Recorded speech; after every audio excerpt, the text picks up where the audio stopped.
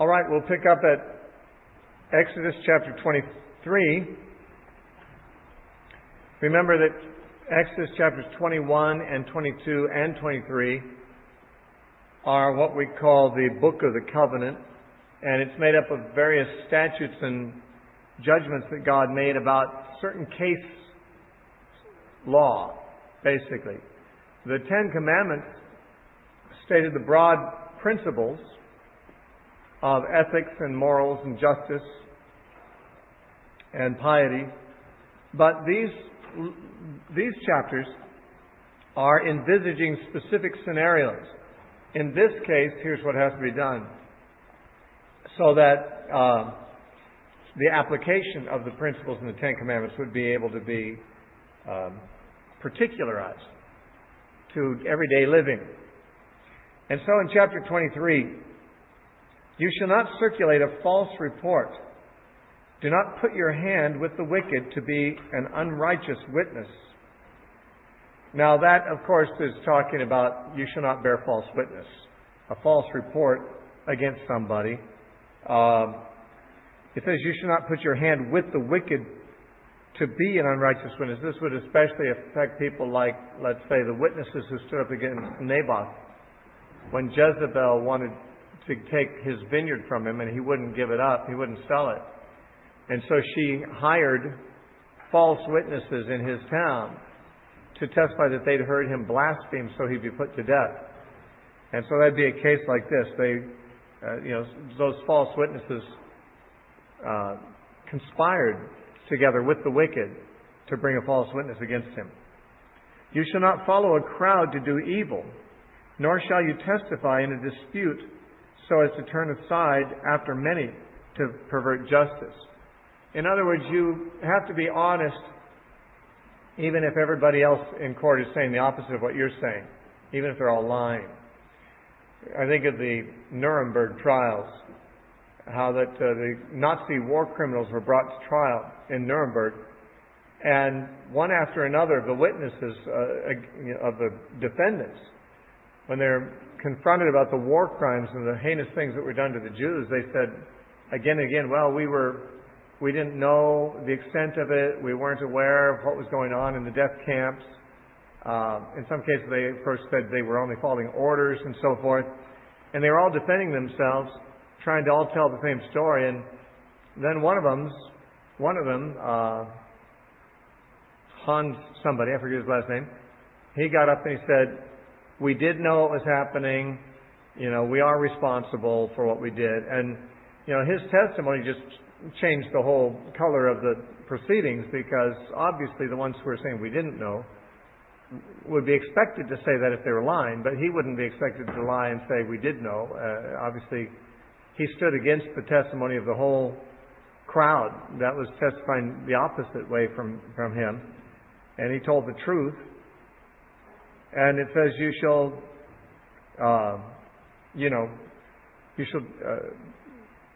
not testify in a dispute so as to turn aside after many to pervert justice.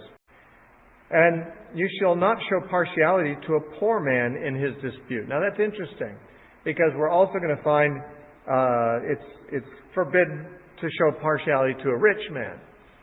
But the courts would more often show partiality to the rich than to the poor, because the rich could bribe them.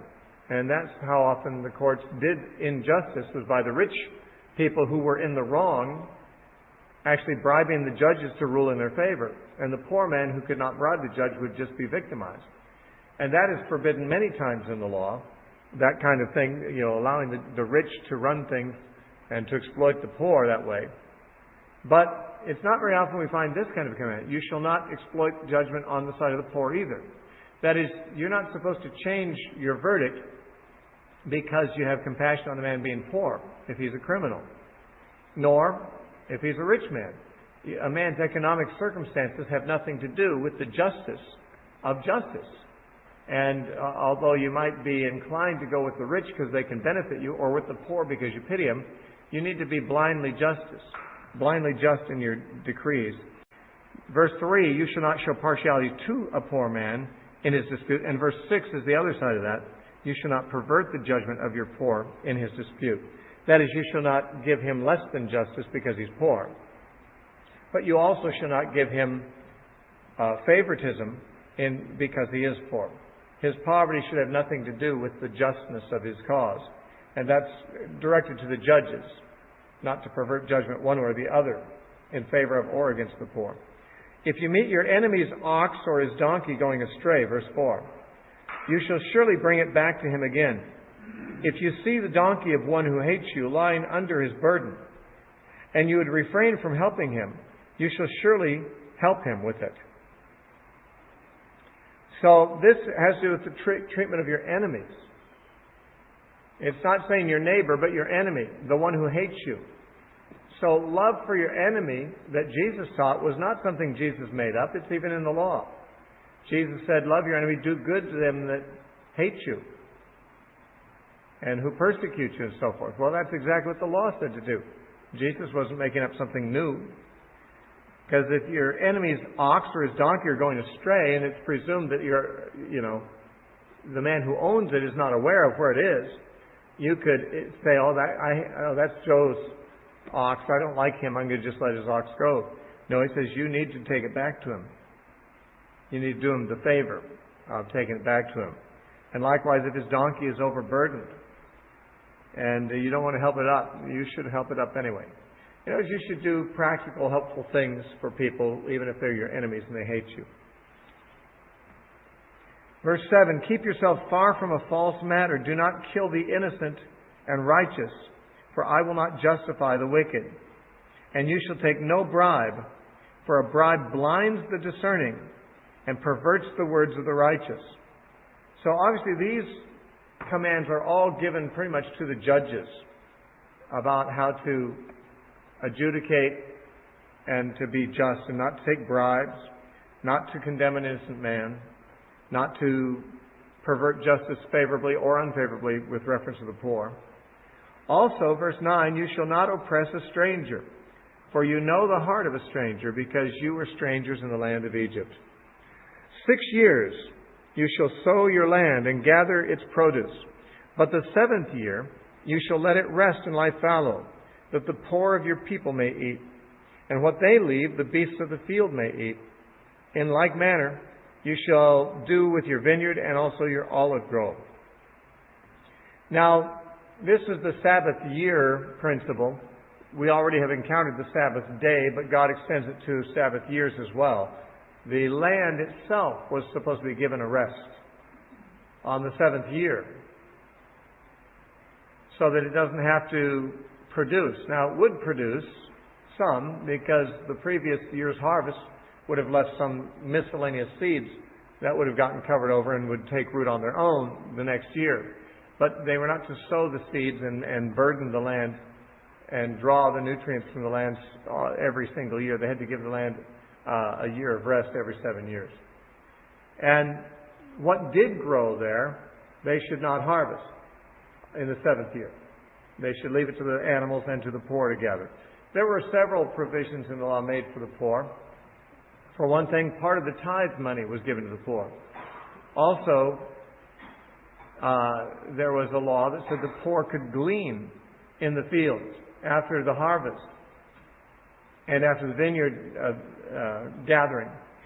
That after the harvesters and the gatherers had gone through and collected the grain for the owner, they were supposed to, if they dropped grain and dropped some and left some behind, the poor were allowed to come and take what they wanted after the harvest. That's called Gleanings.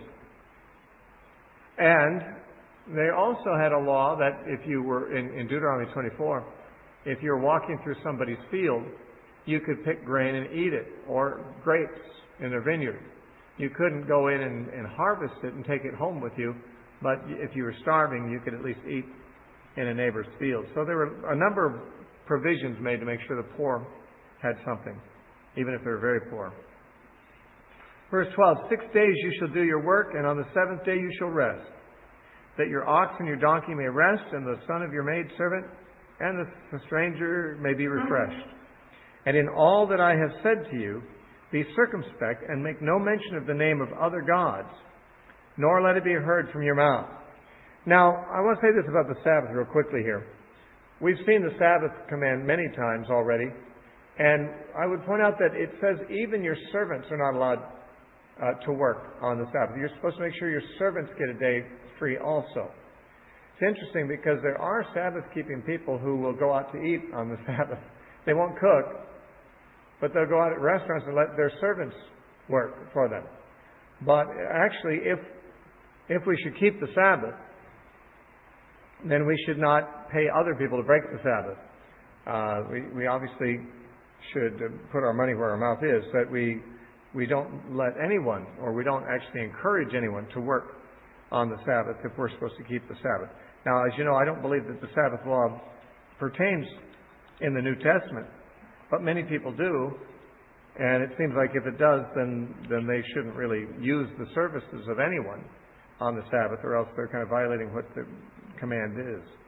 Now, about not mentioning the name of any other gods in verse 13, nor let it be heard from your mouth, some people take that in a really strict way.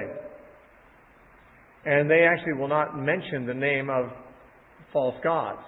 In fact, they object to even calling the days of our weeks by their proper names, Monday, Tuesday, Wednesday, etc., because they embody the names of false gods. Sunday is the day of the sun, which was a god to the ancients, who called Sunday the day to the sun god. Monday is named after the moon god. Thursday is named after Thor, for example, the Norse god. And the months of our year are also named after gods in many cases. A lot of them are named after pagan gods. And so there are Christians who refuse to use these names. They go by what the Bible uses, the first day of the week, second day of the week, third day of the week, instead of Monday, Tuesday, Wednesday, and so forth, or Sunday, Monday, and Tuesday. I think this is an unnecessary policy, because God is not saying that it's wrong to ever mention their names. It sounds like He is, but it can't be, because the prophets themselves often mention Molech and Baal and so forth, and the biblical writers mention these names of these gods. When God says don't let them be heard on your mouth, He's talking about, I believe, He's talking about when you're taking oaths, not to swear in the name of other gods. God wants them to swear in His own name, not the names of other gods, and not to speak of these other gods as if they are real gods. But just uttering their names is not really, I think, what is forbidden here, because the Bible writers themselves mention the names of other gods frequently, and the prophets do. Verse 14. 3 times you shall keep the feast to me in the year. You shall keep the feast of unleavened bread. You shall eat unleavened bread 7 days, as I commanded you at the time appointed in the month of Abib, for in it you came out of Egypt. None shall appear before me empty. That is, they have to bring sacrifices before God during these feasts. And it says, and the feast of harvest, the first fruits of your labors, which you have sown in the field, and the feast of ingathering, which is at the end of the year, when you have gathered the fruit of the labors of your field. Now, these feasts are known by various names, and they are listed as 3 occasions, 3 festivals. Quite frequently in the Pentateuch, we're going to find repetition of the obligation to keep these 3 festivals in the year. But they're not always called by the same names. For example, here, the Feast of Unleavened Bread, the first of them, is also the same feast called the Passover. And although Passover was technically a single day, followed by a 7-day Feast of Unleavened Bread, the whole week is sometimes called the Passover week, and the Feast of Passover in some passages. The Feast of Harvest is Pentecost here. And here it's called the Feast of Harvest, but it's sometimes called the Feast of Pentecost, which means Pentecost speaks of 50 days after Passover is the day of Pentecost. And so it's also called the Feast of Harvest. And then there's the Feast of the Ingathering, which is really the Feast of Tabernacles, which is at the end of the growing season when the fruits were ripe and they gathered them in. The harvest was the grains, and that was early in the summer they harvested those, but late in the summer they harvested the fruit. And so they had these different gatherings, and each one was a week long. And it says, 3 times in the year all your males shall appear before the Lord God. That's verse 17. Verse 18, you shall not offer the blood of my sacrifice with leavened bread, nor shall the fat of my sacrifice remain until morning. The first of the first fruits of your land you shall bring into the house of the Lord your God. You shall not boil a young goat in its mother's milk. Now, these are just a number of apparently miscellaneous ceremonial things related to ceremonial worship. They were to bring their first fruits of their harvest to the Lord and present it to God there. That would just be a sampling of their harvest that was yet to come, and they'd give that to God at the temple. That would be used for the priests to eat, and the Levites. The statement about not boiling a young goat in its mother's milk is actually something that is repeated a number of times. I think a couple times anyway in Deuteronomy, if I'm not mistaken. And it's not clear exactly what the issue was here, but almost all commentators believe that it's a reference to a pagan practice that was, perhaps the Canaanites were accustomed to boiling a baby goat in its mother's milk. Itself seems something like a perversion of nature, and maybe that's why they did it. Because, obviously the mother's milk is made for nourishing the baby goat, and to actually boil the goat in its mother's milk seems just like a twisting of the purpose of that mother's milk, obviously, and it might have been done sort of as a perversion of nature on purpose by the pagans. But whatever the reason was, God didn't have Israel do that, wouldn't permit them to do that. And it is the basis for the modern Jewish practice. This command, which is found, as I say, again elsewhere in the Pentateuch, is the basis for the modern practice of Jews not to eat milk and meat in the same meal. That is, for example, an observant Jew could not eat a cheeseburger because there's meat and dairy product cheese in it, and they will not have the two in the same meal. Obviously, that's going much farther than this command, but that's what the rabbis did. They went much further than the commands. They took the commands of God and they built a hedge around the law. Simply the practice of boiling a goat in its mother's milk, that's all that's forbidden. But now they won't even drink milk or eat dairy products at the same meal with meat. And that is a current Jewish practice based on this, but obviously a strange one, not called for by the law itself. Verse 20, behold, I send an angel before you to keep you in the way and to bring you into the place which I have prepared. Beware of him and obey his voice. Do not provoke him, for he will not pardon your transgressions, for my name is in him. Now, most Christian scholars believe this is a theophany or a Christophany, this angel that traveled with them ahead of them. Because he said, if you provoke him, he will not pardon your transgressions, indicating that he actually has authority to pardon them, but he won't. And he says, my name is in him, which seems to mean his authority. It could just be a high-ranking angel, of course. But many people think this is a reference to a Christophany, Christ going before them.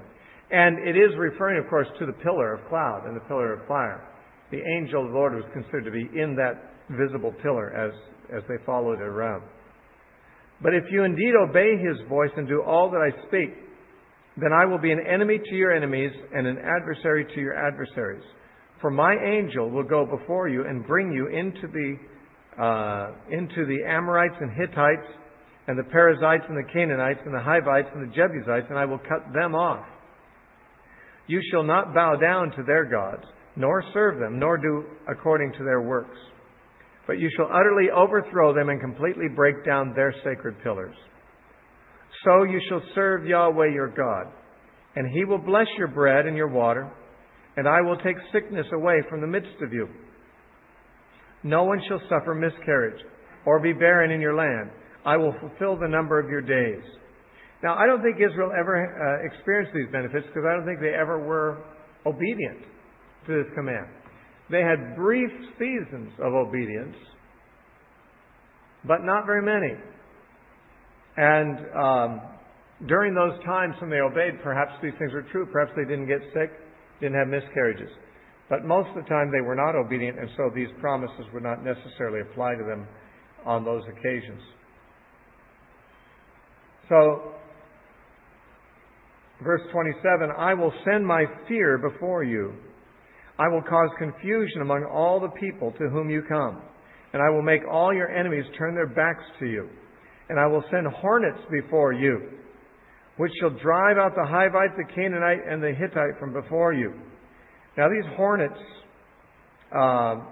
in Deuteronomy chapter 6, God points out that He had in fact done that, or Moses points out that God had sent hornets before them. In the actual description of it says that God will send them, but the actual description of Joshua and the conquest land does not ever mention the hornets. But we have to assume that they were sent because God said they would be. And so in addition to the Canaanite armies, the Israelite armies against the Canaanites were driven out by hornets as well. I will not drive them out from before you in 1 year, lest the land become desolate and the beasts of the field become too numerous for you. The idea is that if the Israelites conquered the land too quickly, their numbers couldn't fill the land adequately. And therefore a lot of the land would go untended. And it would become desolate. Then they'd have a harder job farming it later. If they conquered just some cities gradually, they could take over those farmlands, one by one. And then whatever cities they hadn't conquered, the people in those cities would still be tending their own farms. So the land would be not given over to animals and to weeds and things like that. So He's going to let them take over the land at the rate that they can occupy it adequately. He says, little by little I will drive them out from before you until you have increased and you inherit the land. And I will set your bounds from the Red Sea to the Sea of the Philistines. That'd be the Mediterranean. And from the desert to the river. I'm not sure which desert actually he has in mind here. Sometimes the borders of the land are given in very different terms. The river could be the River Euphrates, in all likelihood, but the desert probably means the Negev, I suppose. The southern boundary, I would think. The Negev was the southern desert area in Palestine.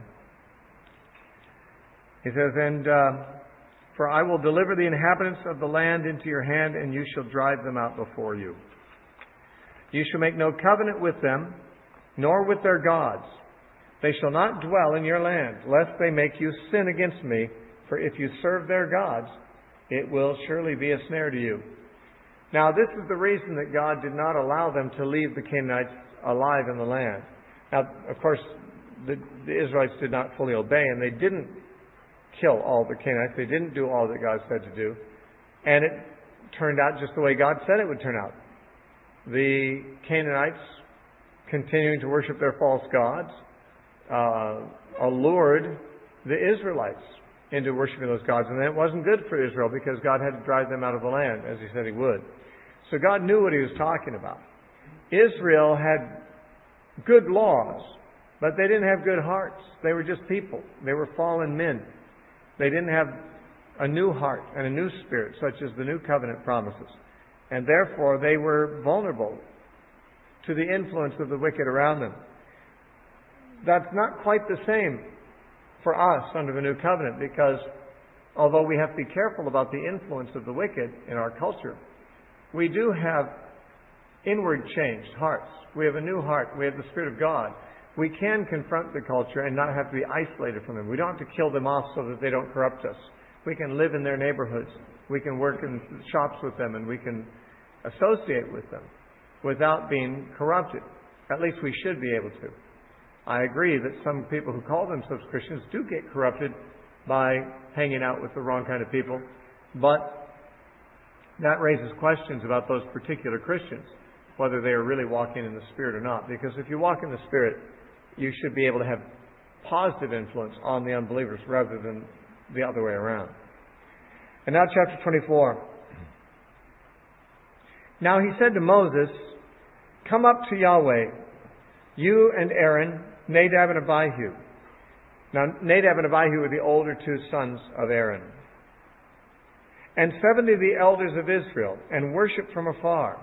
And Moses alone shall come near to Yahweh, but they shall not come near, for they nor shall the people come up with you."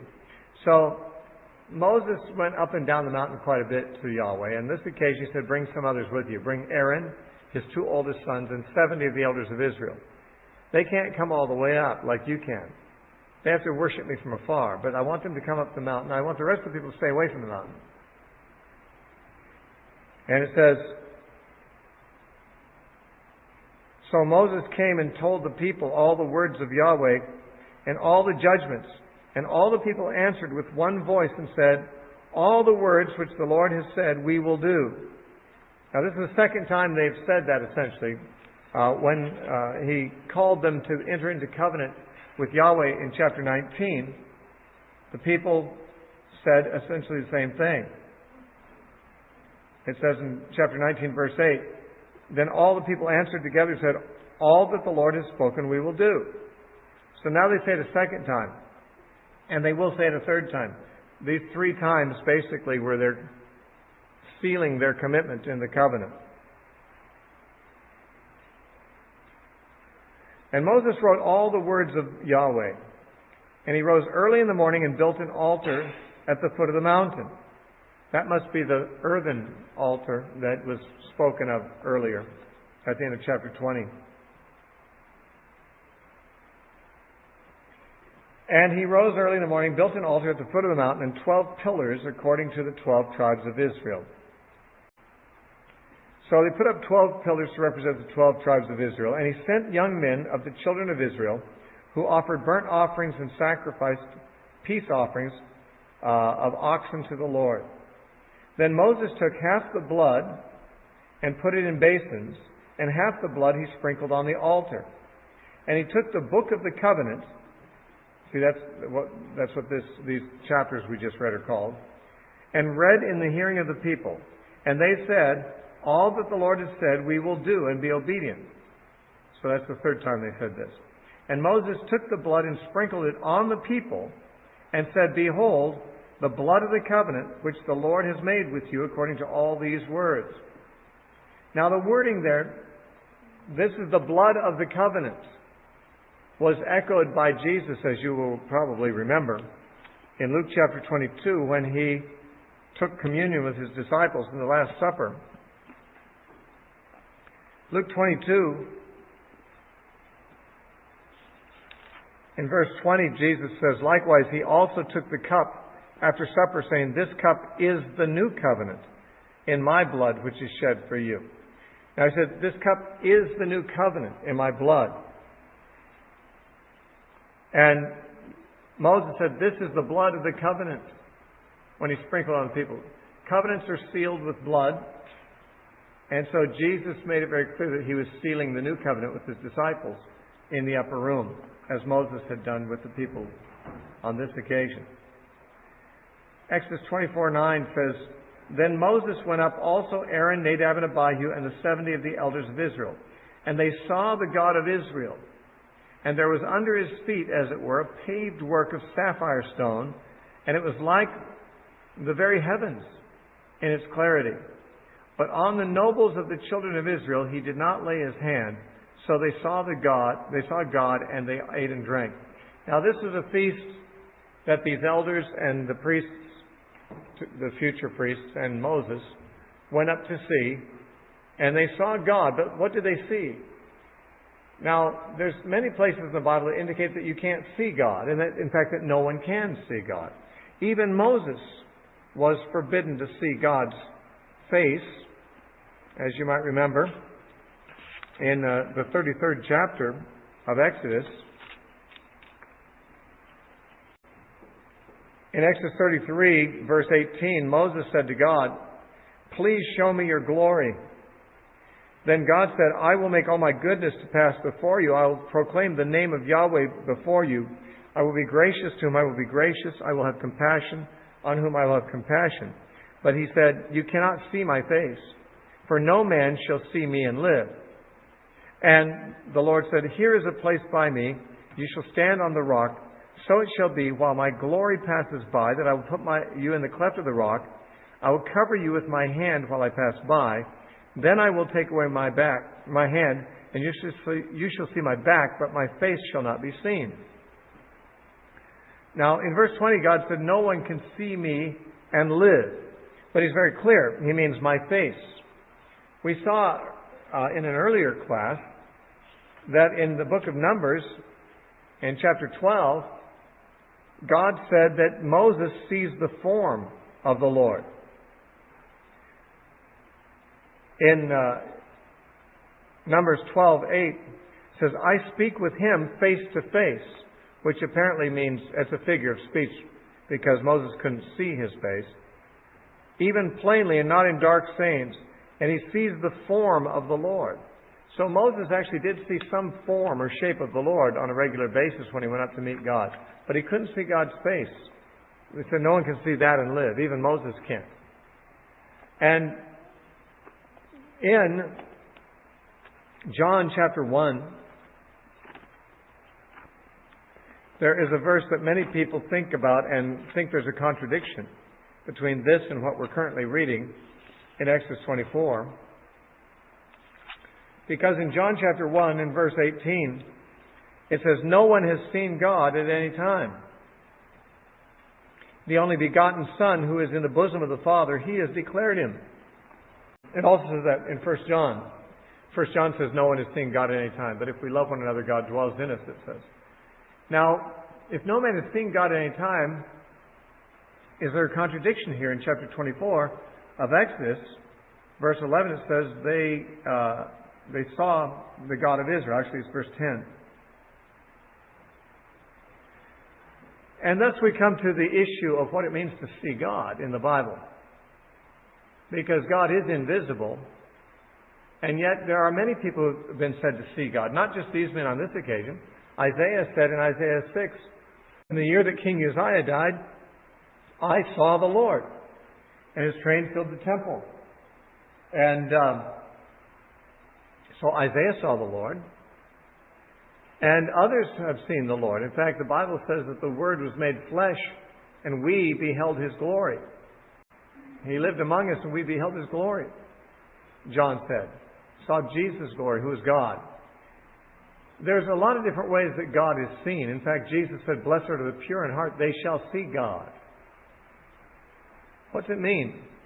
Well, apparently God's glory, unfiltered and unveiled, has never been seen by any human being. The closest that any Old Testament person got was apparently Moses, who saw God's backside, but couldn't see His face. That's when Moses said, show me your glory. And God said, I can't show you my face. I'll let you see my backside after I've gone by. That's apparently a lesser glory. Even Moses couldn't see the unveiled, unfiltered glory of God. Even the disciples did not. Although it says the Word was made flesh and we beheld His glory, he says we beheld it as of the glory of an only begotten Son of a Father. That is, it was a reflective glory, just like a son reflects his father's image somewhat, bears his father's image. So we saw the glory of God reflected in Jesus, but not unveiled. It was in the veil of Christ's flesh that glory was seen. And in the Old Testament, people saw God a number of ways. We've already encountered Theophanies. A theophany was apparently an appearance of God. That's what the word theophany means, an appearance of God. But it was in a human-like form, or even in the pillar of cloud. God was in that, or in the burning bush. These are all theophanies where God appeared. But of course, some visible representation of God was being made that isn't really seeing God full on.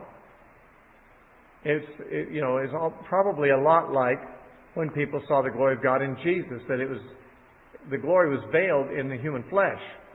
Likewise, when a man wrestled with Jacob all night, or walked in the fire furnace with Shadrach, Meshach, and Abednego, or when Melchizedek met with Abraham. Those were probably cases where God was veiled in some kind of a human-like flesh.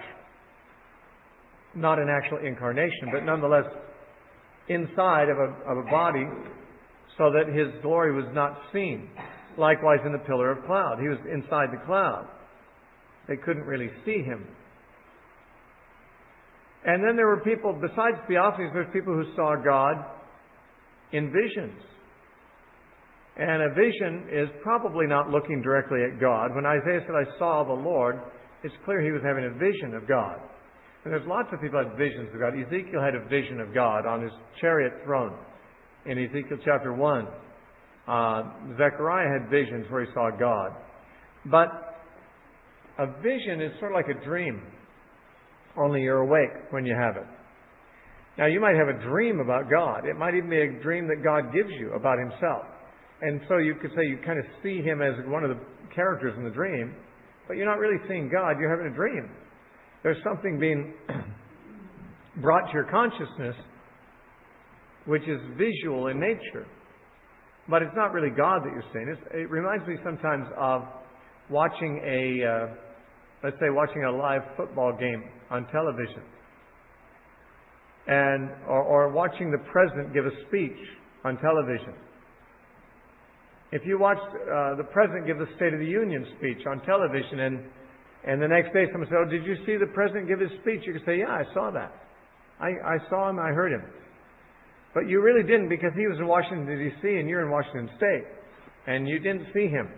You saw an image of him on the screen. You saw a vision of him. It was as good as seeing him because it was a correct representation of what he looks like and what he was doing. But you weren't in his presence looking at him personally. You were not that intimate. You were watching a visual portrayal on a screen.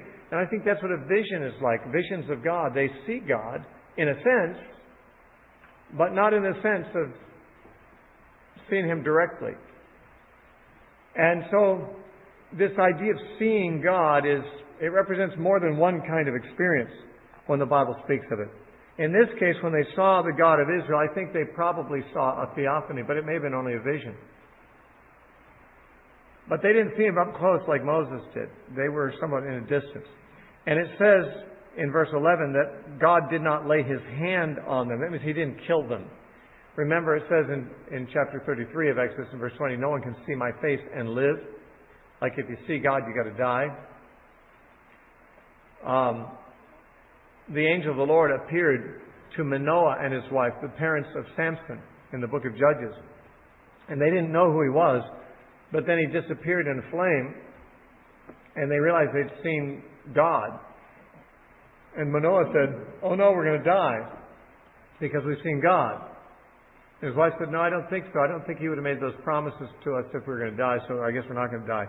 But it was probably a theophany that they saw.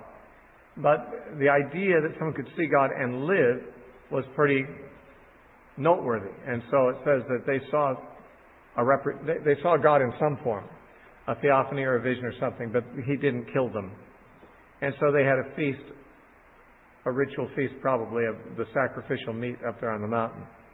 Then Yahweh said to Moses, come up to me on the mountain and be there, and I will give you tablets of stone and the law and commandments which I have written, that you may teach them. Now, He's already told them the Ten Commandments verbally in chapter 20 out loud, but He has not given it to them in writing. And He's going to write it down in stone. Actually, God's going to do this twice. But at this point, God is going to create the tablets of stone and write on them. The second time, Moses is going to have to provide the tablets, and God will write on them. But Moses breaks the first ones. So Moses rose with his assistant Joshua, and Moses went up on the mountain to God, or the mountain of God. And he said to the elders, wait here for us until we come back to you. Indeed, Aaron and Hur are with you. If any man has a difficulty, let him go to them. Well, that was certainly an instance of misplaced trust there. Moses figured, my brother Aaron, he'll be reliable. He can stand in for me.